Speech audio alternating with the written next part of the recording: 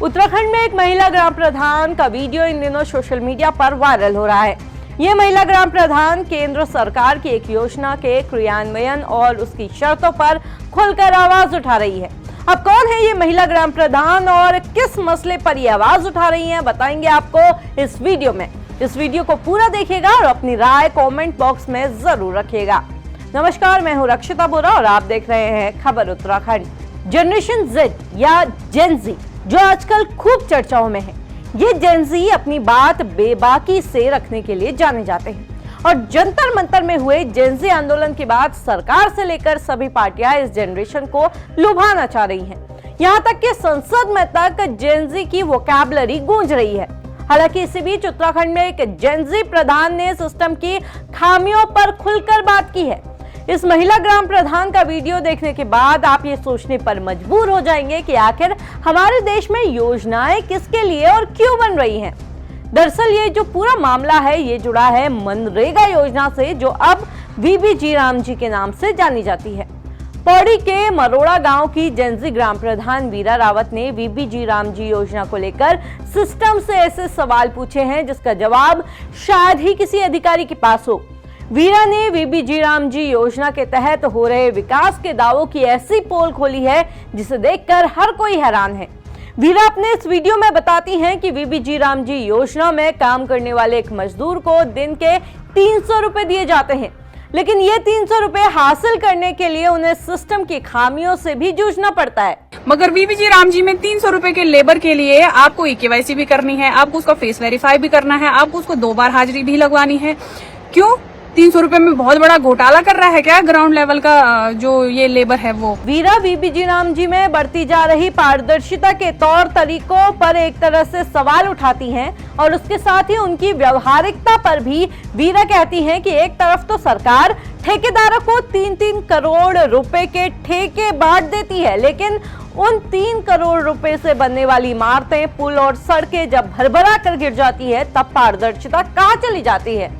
तब ना कोई सख्त ट्रैकिंग होती है, ना कोई पुख्ता रिकॉर्ड रखा जाता है। लेकिन दूसरी तरफ उसी देश में, उसी गांव में जब एक गरीब मजदूर VBG राम जी योजना के तहत दिन भर पसीना बहाकर महज 300 रुपए की दिहाड़ी कमाने आता है तो सरकार उस पर नियमों की पोथी थोप देती है। ग्राउंड लेवल के लेबर के लिए इतनी ज्यादा सख्ताई रखना बहुत ही ज्यादा गलत है।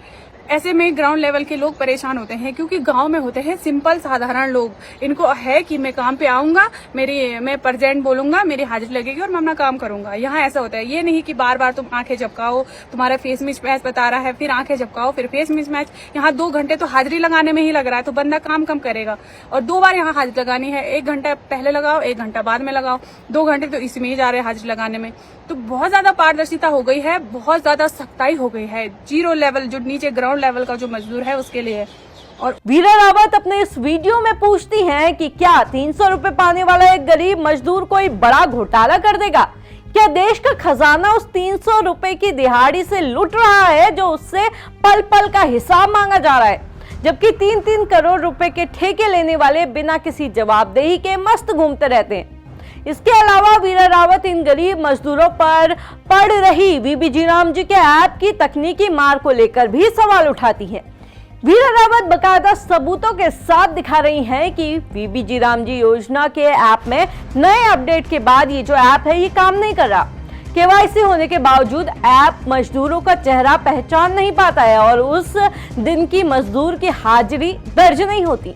यानी मजदूर ने दिन भर कड़ी धूप में, ठंड में पसीना बहाया, काम किया, लेकिन ऐप की एक तकनीकी गलती की वजह से उसकी उस दिन की 300 रुपए की दिहाड़ी जो है वो पूरी तरह कट जाती है। जैसे पहले तो इसमें कैमरा का ऑप्शन नहीं आ रहा था, अभी भी नहीं आ रहा है। और इसमें जैसे सुनीता देवी को यहाँ पे क्लिक करते हैं, इस पे फेस डिटेल नॉट अवेलेबल बता रहा है, जबकि KYC हो रखी है। बाकी लोगों का भी सेम इश्यू चल रहा है, तो ऐसे करके तो हाजिरी कैसे लगेगी फिर?